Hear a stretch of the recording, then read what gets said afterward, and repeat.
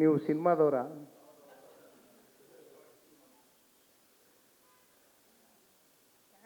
ಚಿತ್ರರಂಗದಿಂದ ನಿಖಿಲ್ ಕುಮಾರಸ್ವಾಮಿ ಯಾರು ಅಂತ ಪರಿಚಯ ಆದ ಜನ ನಾನು ಮಾಡಿರ್ತಕ್ಕಂಥ ಕೆಲವು ಚಿತ್ರಗಳಲ್ಲಿ ನನಗೆ ಪ್ರೀತಿಸಿದ್ದಾರೆ.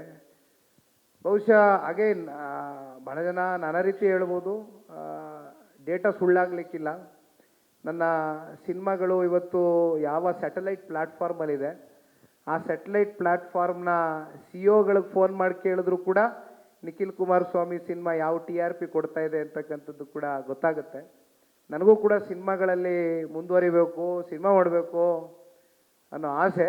ಬಟ್ ಫಾರ್ಚುನೇಟ್ಲಿ ಆರ್ ಅನ್ಫಾರ್ಚುನೇಟ್ಲಿ ಜವಾಬ್ದಾರಿಗಳು ಜಾಸ್ತಿ ಇದೆ.